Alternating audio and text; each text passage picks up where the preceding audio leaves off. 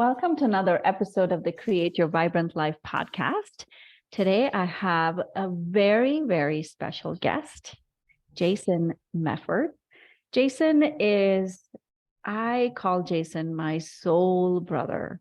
I've known Jason for years now. I think it's years, isn't it, Jason? It is years, yeah.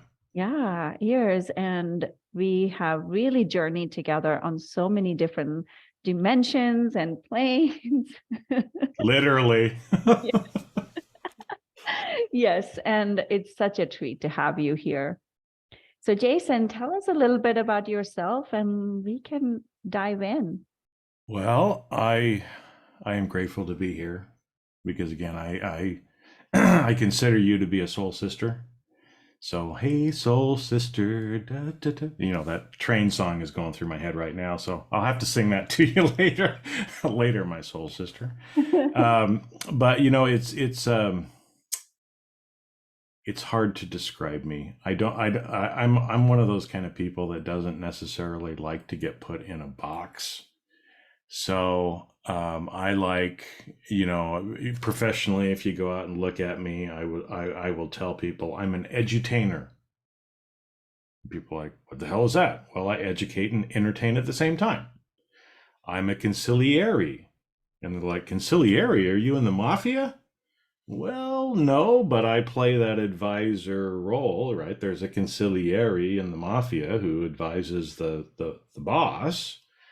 I play that role sometimes. I'm a media producer, right? As well. I mean, I produce podcasts, videos, all kinds of stuff as well. I'm a business owner, so I'm an entrepreneur as well. But I kind of like to say I'm an international man of mystery. I love that. Right? One of my favorite movies, by the way. Exactly. I am an international man of mystery and a pretty cool dude, right? Because I love the Big Lebowski too. So the dude, you know, sort of thing. But yeah, like I said, I mean, obviously I do that stuff, but I don't like to put myself in a box. So I usually tell people, you know, funny stuff like that because I mean, I'm still trying to learn who I am. And I don't think, you know, I don't want to get put in a box and I don't want to put other people in a box. Right. So, which is kind of interesting. Right. So I tend to kind of divert a little bit and sometimes I don't. I love people. I love serving people, but I don't let a lot of people deep into me or know my history and who I actually am. I mean, I'm fine to share, you know, when people have questions, but I kind of like a little bit of that mysteriousness too. Oh, I love that. It really describes you to a T. And I hate that question too in many ways because I'm like, I don't know. I could be anything and I Yeah. can be anything. So I feel Well, yeah, and we're so many things, right? I mean, it's not like, you know, we're just one thing. We're all multidimensional beings. You know, okay, yeah, you can kind of narrow it down and say, well, everybody on this planet is a son or a daughter because we had to be born, right? Um, Other than that, I mean, we're humans, or are we? But other than that, right? I mean, it's like there's so many other things that we could be or are. Um, that yeah, just to kind of say, oh, you know, Jason is you know, just even like those 4 words that I used, that doesn't describe really the essence of who I am. Yes. Right. And it doesn't for Padma either, right? I mean, Padma is so much more than whatever label people could put on you. And I think we forget that a lot of times too. And we allow people to put ourselves in those boxes and then we stay in those boxes. That is so well said. It is. And identity is so fluid and you can choose to be whatever you want to be.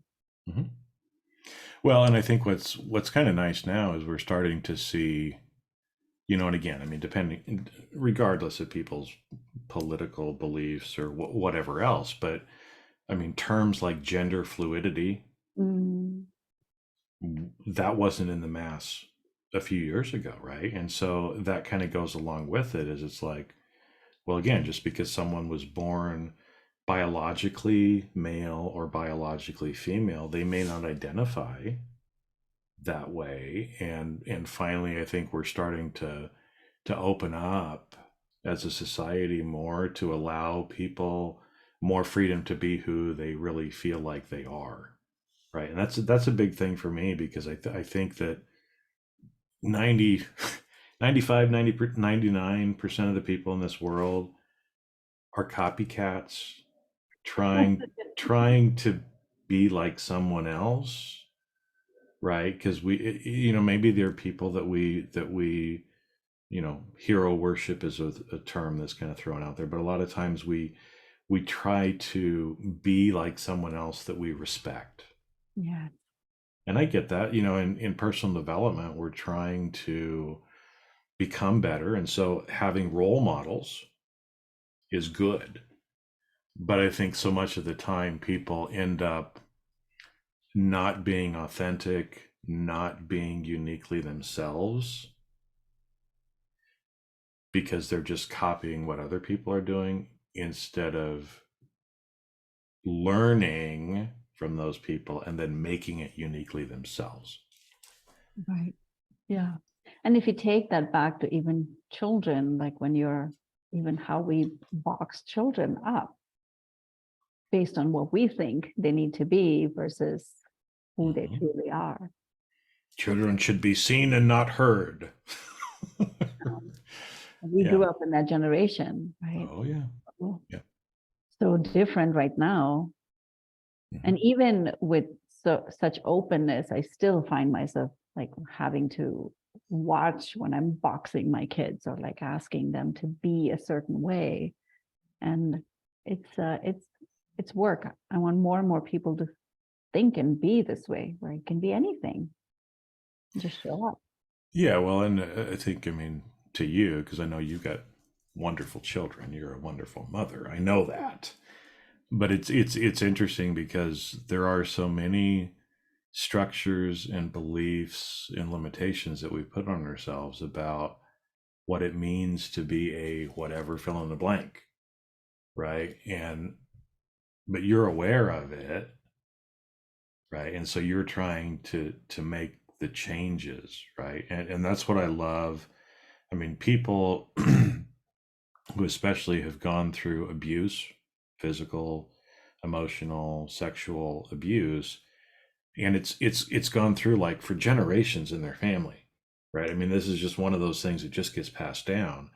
I have so much respect for the people who choose not to pass it on and choose, I mean, they're not perfect, but they're choosing to make it better for the next generation, Right. right? And that only comes from the awareness of it and realizing, like you said, oh, just a minute, am I trying to put my kids in a box right now that I probably shouldn't? Should I just let them be? And what is that right balance between kind of the discipline and the instruction and teaching, but not the controlling side of it as well? Yeah. So what is the biggest structure you've broken? um, well, one of the biggest ones was religiously. Okay, so I grew up in a Mormon family. So, there are obviously certain things that are expected of you. Um, and especially in that religion, there's certain tenets, like families can be together forever, right? But you have to keep the commandments, you have to be sealed in the temple, you have to, go through these different religious ceremonies in order for that to happen. You have to be a good boy, a good girl in order to do that. And so there's a lot of, people, it's very seductive. right? I've got to do this. I've got to go along because I want to see my whoever it is, right, and be with them forever. Mm. And so, in my family, um, there's been a lot of death. Okay. And so, actually on my mom's side of the family, I mean, I have ancestors who were friends with Joseph Smith. Mm. They were like part of the origin of Mormonism. They moved out west with everybody else. I mean, it's like so part of her family was very entrenched, but there was always a part where they were, but they weren't.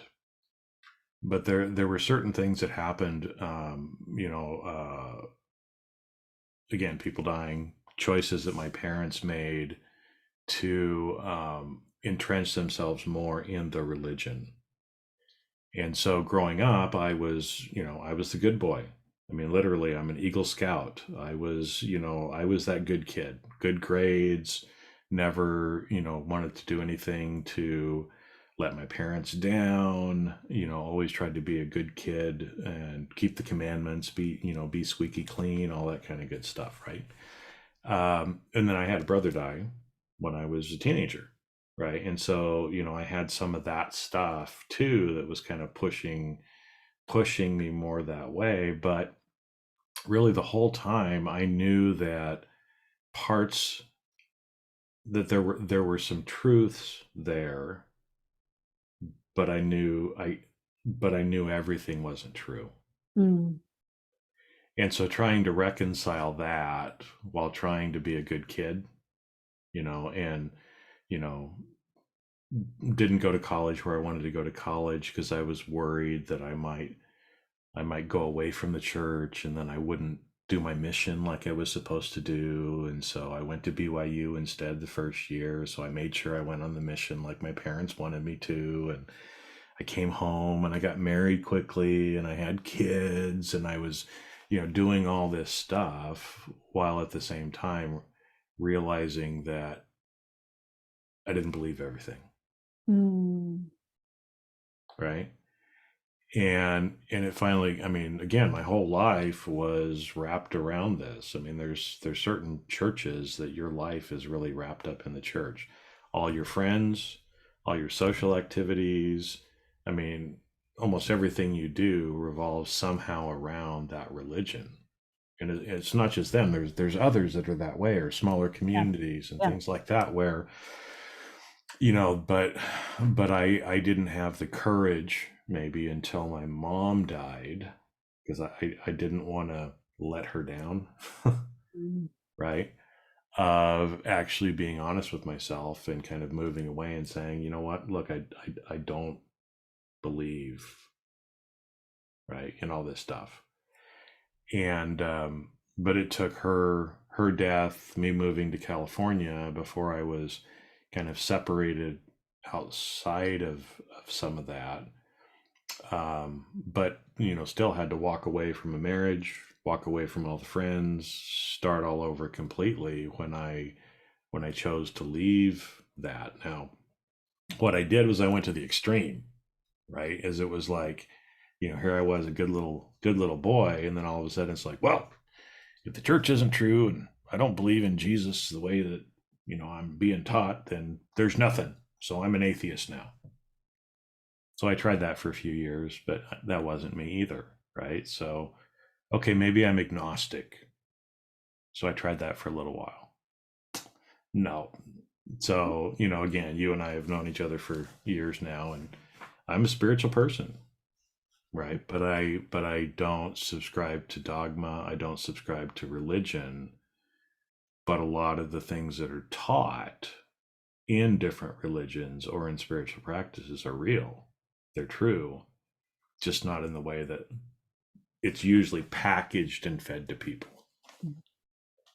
So that I mean that was one of the huge structures, Is right? he, and was there a pivotal moment where you're like, I'm done with this? I know your mom passing, but like, was there any? A pivotal. I mean, it was. I mean, like I said, as I thought back on it, I mean, I can go back to times when I was examples I had when I was a teenager where there were things I was questioning, right, the whole time. But I just kept pushing it down, right? Because one thing that religion often, pulls in is, well, if there's groups called apologetics in almost any religion. And they're called apologetics because it's their job to try to explain or apologize away some of the logical arguments against certain things. And so usually it comes back to, well, Padma, you just have to have more faith. You just need to have more faith and trust that, that was just what was supposed to happen. Right. And so again, I mean, there's in every religion, it's that way. Right. And so I kept, kind of pushing it down. And I don't know if there was specifically any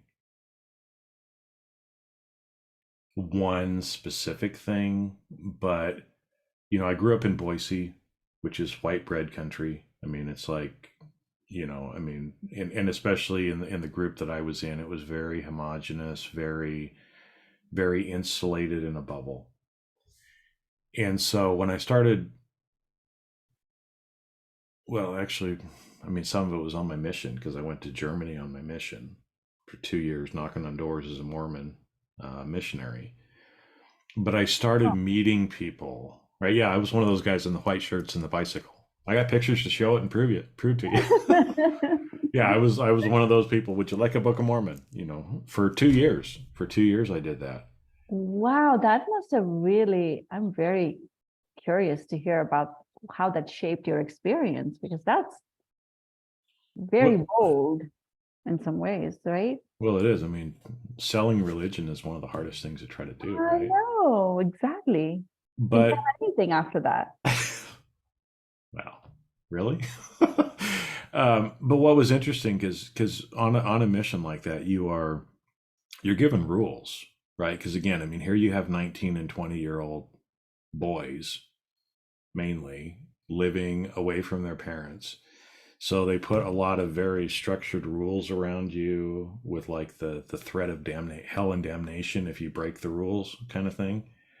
So there we had to wake up at a certain time. We had to study our scriptures for a certain amount of hours. We, had sales quotas effectively, if you will, of like how many doors we'd knock on or what, things that we would do. Our week was structured. We were working, effectively certain times. We had one day where we could kind of play and do our laundry during the week. But so it was very structured. Wow. And again, that's what I was used to anyway. So that it wasn't that big of a deal. But what I did start finding out, right, is here I am in Germany and, beautiful place, and again, I mean, I was in southern Germany. So most of the vacation pictures you see about Germany, I've been there, right? Austria. But I started meeting people with different backgrounds, right? So I started meeting people who didn't have the same background that I did. And I started realizing, how good a lot of these people were. And that just because they weren't Mormons didn't make them a bad person. I didn't think they were going to go to hell. They were good people. So I started probably having some of that when I was, 19, 20, 21, when I was out there doing my mission. But, then when I came back, again, got married, still pretty much in that homogenous bubble. But in my career, I would start traveling more. And so What were you doing back then? I was in charge of audit, risk management, ethics, compliance, information security for corporations. So really sexy, glamorous stuff. But it allowed me the opportunity, right, to travel literally all over the world. I've been to like 35 to 40 countries and, and started experiencing, that from a professional career and then moving from Boise to Los Angeles and, going through um, a master's program down here, again, with people from all over the world, my travel from all over the world, and just started realizing that there was a lot about this world and a lot about life and a lot about people that I was never told. And I've always been a person who loves to learn. I'm curious, right? And and so it just, it continued to go to where it's like it just kind of reinforced a lot of the, how silly does this sound? 14 or 15 million people in the world are saved and everybody else is not. Are you kidding me? What's wrong with the other 7.9 billion people? Right? And there were just little things like that, like I said, that just kind of compounded on, and I just started to feel like I was fake. Right? And I just couldn't do it anymore. I couldn't bring myself to go to church anymore. But I had to go to church, right? Because we went to church as a family. So we'd go to church and I'd sit through one of the meetings as a family, and then they would go off to their classes and I'd go sit in the car for 2 hours. And then I couldn't do that anymore. Right? Because again, as I tried to, or was learning more about myself, right? I just, I mean, there's people that have been listening. Everybody's experienced this, right? Where it just feels like you're faking it, Mhm. and you just start to feel horrible, like a sick feeling in your stomach, and that's what I was getting, right? I just knew that I couldn't do it anymore, but it took a lot of courage to Yeah. stand up and actually say that because. Because here's the funny story, right? Funny story, and what people choose to attach to. Because one thing Mormons are known for is being clean people, no smoking, no drinking, no all that kind of good stuff, right? And so I remember when I chose to leave the church, and it was still, I mean, my immediate family, my wife, my immediate family, that I grew up with. What was funny is they they made it out to be like, oh well, Jason just wants to drink and that's why he's no longer going to go to church. It's like, are you fucking kidding me? No, it's because I don't believe in God and Jesus is my savior the way you're teaching it, right? And this self-righteousness of we're the only people in the world with the truth and everybody else is going to hell. It has nothing to do with drinking or having coffee. It's like, but if that's what you think it is, okay, right? But it's like, no, it was a little bit more foundational than I wanted to sin, sort of a thing, because there really is no sin Yeah. uh, in that way. Yeah. And knowing who you are today, I mean, obviously it's like it's still an evolving journey, but like knowing you after you've kind of walked through that door, that I can just see how much courage and how much internal work it took to get to where you are. Because I'm seeing you on the other side of it. And that the journey sounds like you walked on fire for a long time. Well, I did, and it's again, and like I said, at first when I left, I kind of thought, you know, throw everything out, throw the baby out with the bathwater. But now, especially as I've grown and you've seen me, it's like, no, a lot of the things that I was taught, a lot of the things that I knew were puzzle pieces that didn't fit together at the time. But now that I've learned other things, I've had other experiences, some of those puzzle pieces that I learned growing up in that religion have helped me to put together other things later on in my life. right? And That's so, but for a long time, I haven't shared with people that that's my story. This is probably only literally like the second or third time wow. that I've kind of shared that whole thing of me being a Mormon and now not being a Mormon, because usually I was embarrassed about it, right? Like, oh, I can't believe, everybody's going to think I'm a real idiot, because a lot of people think of Mormons like they think of Scientology, Right. and they're two. I know a lot about both of them. They're totally different. But from the outside perspective, I can understand why people would kind of lump them together, Yeah. right? Um, but like you said, it did take, and I probably haven't given myself enough credit for it, because I when you leave something like that, you are completely giving up everything in your life. When your family, when you're social, when, sometimes your economic, livelihood all revolves around people who are in a same or common group, Mhm. and you decide to leave that group, you are completely alone at that point, and you're starting over, right? So it did, and Wow. again, luckily, I mean, it's my siblings, my dad, they didn't disown me and not talk to me, but my kids have, my ex-wife did, right? I mean, so I did give up, but I gained so much more, right? But it did. It took me a little while to have the courage to actually do it. And I know lots of people out there listening, same thing. I mean, there's probably certain things in everybody's life that they're tired of, they want to give up, or they want to move on from, but they're afraid to do that. And they don't know how. And you sharing the story shows that anything, you can do anything. Mhm. Yeah, But we that's all we awesome. all can do anything. We all can do anything.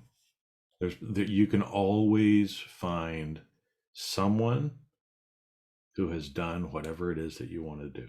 There's always an example out there if you just look for it. Yeah. Was that one of the hardest things you've done? I think so. I mean, but even, looking back at it now, it doesn't really seem that hard, Yeah. but I know it was, because it took me literally years, right, to have the courage to do it. And even like that, with first marriage that ended in divorce, I knew probably at least 3 or 4 years before we actually got divorced, maybe even 5 to 7 years, Wow. that I probably should walk away, but I didn't. And that's because, sometimes it just does take us time Mhm. to either have the courage to do it, or to allow things to get bad enough that we can't take it anymore. Yeah. Yeah. And those moments are so profound because it's like you now can see your own power of what you can accomplish. Mhm.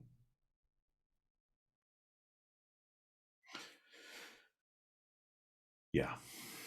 But I think a lot of times it takes us doing hard things and confronting our fears and pushing through our fears for us to truly understand that, Right.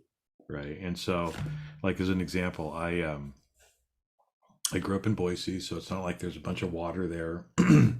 We weren't rich, we didn't have a pool, so I never learned how to swim, and I've always not been a very good swimmer.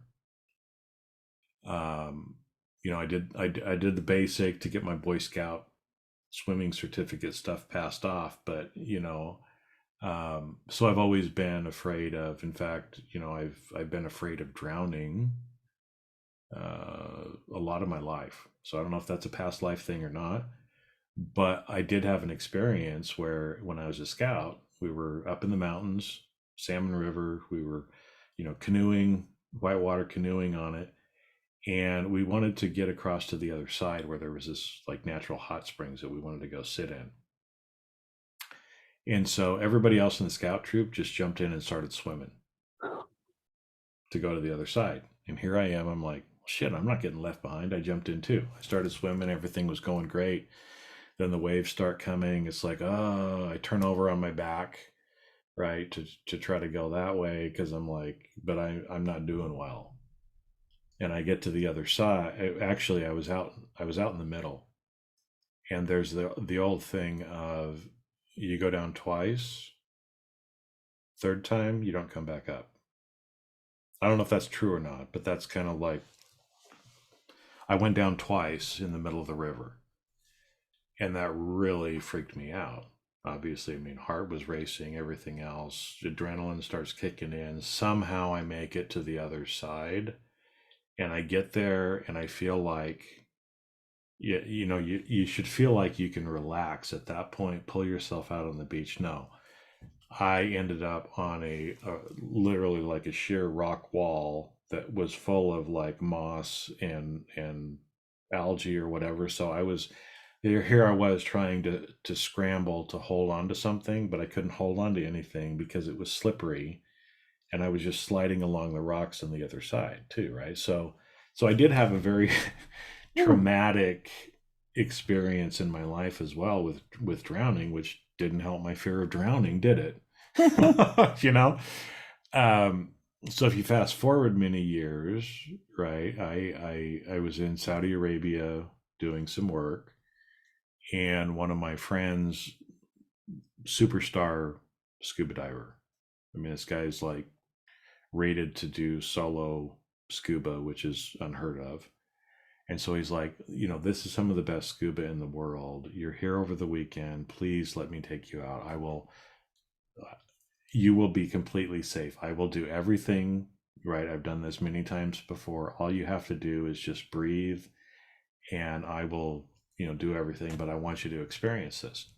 So again, I'm a little, sort of thing, because obviously I have these fears, right? But I trusted him. He was my friend. I knew that he had done it a lot of times before. And so I'm like, okay, we'll do it. Not a strong swimmer. I knew that, but I knew he would take care of me. And so we get all duded up, and you got the big flippers on so you can't walk and very easily, and they're kind of plasticky and slippery. And so we start to go in, and there was this area off to the side where there were kind of like these large rocks.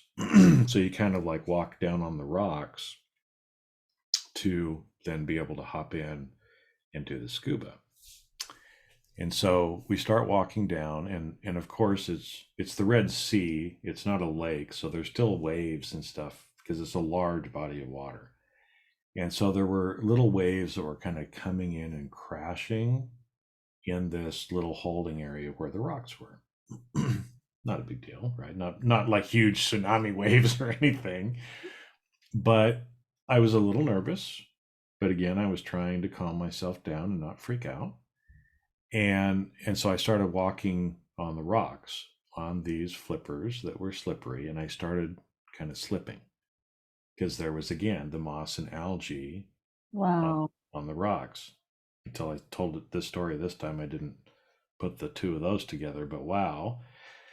So I start slipping and I start falling, and the waves are kind of crashing on me, and I'm having a hard time standing up, and I keep getting knocked down, and all of a sudden my anxiety just starts going through the roof, and I start having a panic attack. And so there were two of us that were going with my friend, and so he had started, or he was taking me in, and all of a sudden I started doing that. He looks back at me and he's like, "You're not doing very well right now, are you?" I'm like, no. He's like, "Don't worry. We'll just get out. You go sit down over here for a few minutes, and I'll take the other guy out, and I'll come back and get you in a few minutes. Just breathe and relax." Right. So here I was, again, kind of panic attacky and everything else at this point. But again, I trusted my friend. I sat there, I tried to do some breathing exercises, other stuff to calm myself down. And so when he came back, I'm still scared, right? But he's like, instead of going in on that side, let's go in over on this other side where it's a little bit different. And so there were two parts kind of off the dock area. And so we went to the other one. No rocks. It was just kind of like slide in. It was much mellower. And he took me down, right? And again, he was like, you just breathe. I'm gonna look at you every so often. You just breathe and slow down. And when I look at you, right, give me a thumbs up. I'm gonna do a thumbs up for you every so often, right? And so we did that. I don't know how long I was down there for, but it was amazing. Amazing, right? I mean, we went down. He kept giving me the thumbs up. In fact, that picture up there on my wall over there, Yeah. that's Yeah. me. That's me in my scuba gear. Maybe the only time I ever scuba in my life. I don't know, but we went down. I don't know how long we were down for, but it was amazing. The coral and the fish and everything else. And when we came out, I just remember that as being one of the most like energy rushing moments of my life, right? I thought I was going to die at first, my fear of drowning and everything else, but when I actually did it, when I got in, when I did it, when I pushed through the fear and I came out, that elation, electricity just running through my body, right? And I've Amazing. had a few experiences like that in my life, but those are the kinds of experiences that you don't have every day and that you vividly remember, right? And so that was another experience where, I mean, a little different, but not so different at the same time, right? Of when we finally have the courage and we push through the fear, what comes out on the other side is so much better than whatever we've got in our mind of what's going to go wrong or what's holding us back. Right. And also the surrender piece. The surrendering, yeah, because there's that point that has to come into it, right? Yeah. That you do just have to surrender, trust my friend, that he knows what was going on and that everything's going to be okay, right? And it's really that way anywhere else, Yeah. right? Yeah. That we have to surrender and just trust that the beings or the people who are helping us, they've been there, they've done it. Don't worry, I got you. I'm going to give you a thumbs up every so often to make sure you're not freaking out, Padman. But that there's people who want to help you, and but you just have to have that surrender and push through the short term uncomfortableness, Mm. right? But then it's past you, right? Do I still have a fear of drowning? I don't know, right? I mean, I don't know, but I pushed through at that point. Am I afraid of dying? No. Is that the way I'd like to die? Hell no. But yeah. But I evolved and I grew by going through that experience, right? And like I said, I think that's just a great story on a lot of deeper levels too So for many. people that are listening. So many. It's such a great metaphor for life. Mhm. And you and I are truly soul siblings because I have the same fear. I never learned swimming. You don't Oh, know. really? Oh, I didn't grow up with. I grew up the same way, right? Like there was some means to learn to swim. Swimming was a privilege. Hmm. So to date, I don't know how to swim. I can float, but I need my feet near the ground. Right? Well, yeah, and that's what's funny, right? It's like because I remember uh when I had to do a little bit of swim lesson kind of stuff when I was doing the Boy Scout stuff, right? And it was the same thing. It's like swimming in the 4 foot section of the pool, loved it because I could stand up whenever I wanted to, right? Right. So Exactly. I always knew that there was a safety net there, right? But you get over into the 8 foot piece. Hey, I'm only 5'9", right? So if I'm at the bottom, I know there's like 2.5 feet of water over my head, right? So there's not as much comfort there. But I remember somebody telling me it's like, it doesn't matter whether it's 9 feet or 900 feet. It's like you're still at the top, you're floating, you're swimming, you're doing, it doesn't matter what's down below, right? But again, we kind of go back to that safety, the Right. safety net or feeling of, well, okay, I'm going to swim here in the 4 foot part. I'm going to swim here because I can stand up whenever I want to. But if we only swim in the 4 foot part of the pool, what are we missing out in the ocean or in the rivers or in the other part of it where, again, as long as you're swimming, it doesn't matter Exactly. what's below. Yeah. It's such a beautiful metaphor. And it's amazing because I was at the edge of my seat. I'm like, what's gonna happen now? Da, da, da! Will he make it? Well, I must have made it because I'm alive now, right? But it's a beautiful metaphor. And a lot of times I look back on the tough parts of my life, it feels like there was no other option but to keep swimming. Mhm. Even though people would say, wow, that's so courageous, like I'm telling you, but you're like, I had no other option. I had to keep swimming. I Well, had and to you're swim. not thinking about it either, right? It's like that first story I told you about swimming across the river, right? And again, I mean, it's a pretty fast moving river, so you hop in and you don't end up straight across, right? Because the river's pulling you down the whole time that you're going.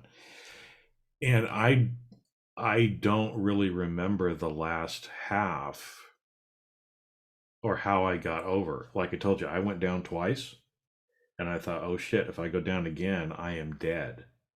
And I don't know what kicked in. I don't even really remember the last half of that swim, but somehow I made it to the edge. And like you said, in the hard times of our life, sometimes we don't even know. We just kind of go into autopilot. Right? Things that we had learned before just kind of kick in. And maybe a lot of that too is some of the surrender, right? And when we do everything we can, others are helping to get us across. And that's why sometimes we don't remember. But when we need help the most, it's always there. Yeah. Like your friend leading you to the scuba diving Mhm. experience. Yep. This is where you open your eyes. I would rather have that experience than down the river. Yeah. Somebody is there. Okay, I'm just gonna follow.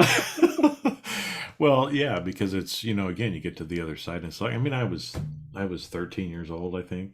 Wow. I mean, everybody else jumped in, so Yeah. here I go. Right now on the way back, because there was a cable car kind of thing, but it was on the other side of the river. So we knew we had to swim either over or back. Or if it had been on our side, I guess we could have taken the cable thing both ways. But yeah. Wow. What an amazing story. I feel like Yeah, this. and on that same trip, I almost drowned 2 or 3 other times. I actually, yeah, Jason. no, because I told you we were whitewater canoeing, Yeah. and this wasn't kayaking, right? It Ooh. was open canoeing, like you would think about on a river, so water can come in.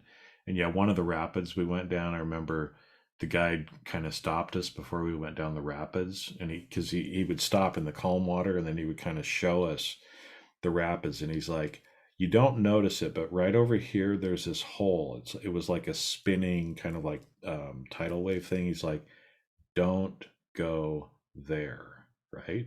That's a very dangerous part to be. Go over here. And so, okay, got it, right?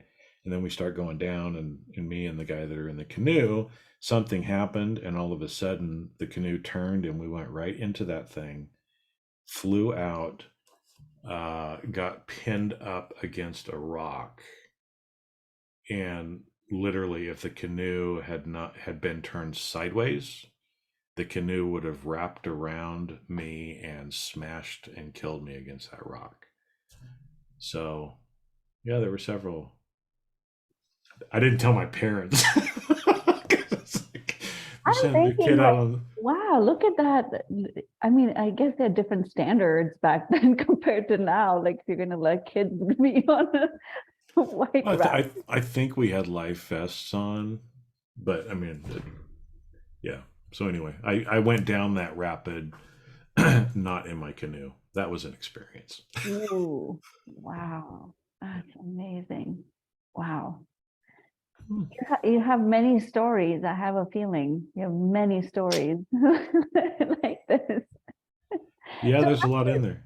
I'm curious, like, how have all those experiences shaped where you are today?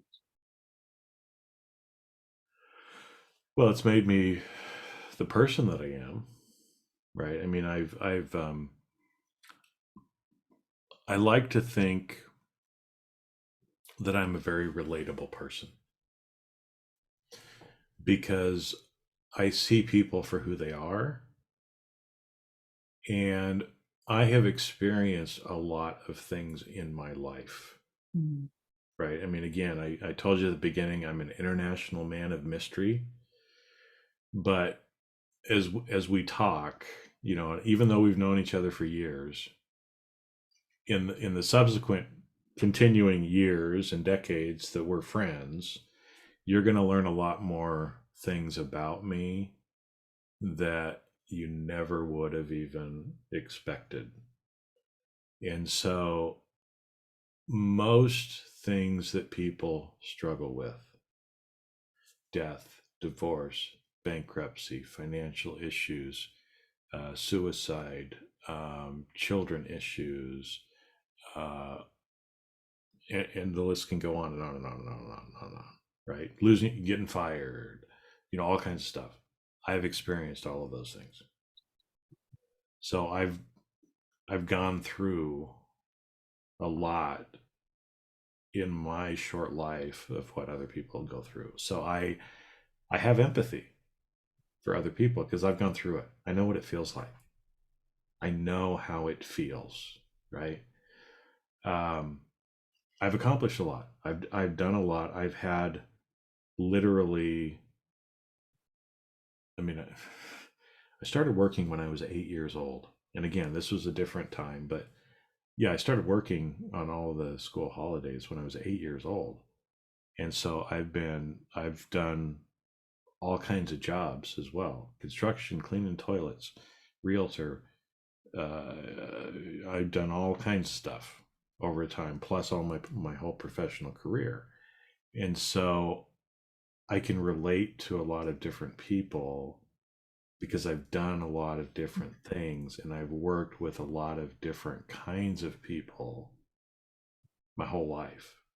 And that's socioeconomic, it's, intellectual, it's career wise, it's society, it's culture, it's religious. I mean, every different thing with me traveling the world so much and knowing so many different people. I mean, every week I'm still talking to people literally all over the world.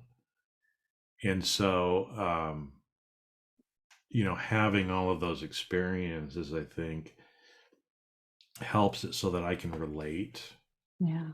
more to people because I've experienced it. I've gone through it. I know somebody else like you, or I've been like you know. And I think it's helped me to be a lot more compassionate and humble because there's that little saying, "But for the grace of God, so go I," sort of a thing, right? Of I don't, I never want to judge other people. I still do. I'm still human. Sometimes I do, but I like to think that a lot of the experiences that I've gone through and who I've become allows me to love and show compassion and mercy and understanding for other people, while at the same time calling people out on their shit if they need to be called out on it, right? Because even though you love someone, you've got to be kind with them. You can't just always be nice to them, because sometimes being nice hurts people and being kind is what really helps them. So did that make any sense? Totally does. It makes a lot of sense. It's like you, and I've known you, so I your heart is so big. I've shared that with you before too. Like it's such a big heart, and it's always beautiful to be in your presence. So, Jason, how can people work with you? All they have to do is reach out. How can Reach they out, find I'm you? here. Yeah. Well, the easiest ways to reach me, I mean, again, is I've got a website, jmefford.com. So you can go out there. That's my personal website. It's got hundreds and hundreds and hundreds of podcasts and videos and blogs and you name it. It's out there pretty much the last 10 or 15 years of my life. Nice. You can reach me on social media as well. But yeah, I mean, I don't know if I can help people, I like to help people. Right. And so, I don't know. That's how they can get a hold of me. And then of course, depending on what people need, we can see if I can help them or not. It's like I said, I'm an international man of mystery. I can't tell you everything that I can do, but you tell me what you need, And and I then can I vouch and for then that. and then I know whether I can help you or not. Right? And I can totally vouch for that. Yeah. Well, thank you. I come to you a lot. I'm like, Jason, tell me where can I do this? How can I get a hold of this? And you're always like, you always have an answer. Well, I'm one of those guys that yeah, if you're playing a trivia game, you probably want me on your team because I remember things. I'm a voracious reader and learner that way, and I just remember random shit too. So it's like, yeah, you got a question, ask me. I might know. If not, I might know where to go. So I love it. I love it. I'm glad you're on my team. well, I'm glad you're on my team too because I really appreciate you. Wow, Jason, it's such a pleasure. This is such a beautiful, beautiful conversation. Thank you so much for your time, your energy, your wisdom. It has been my pleasure to be with you, my friend. Thank you. Thanks.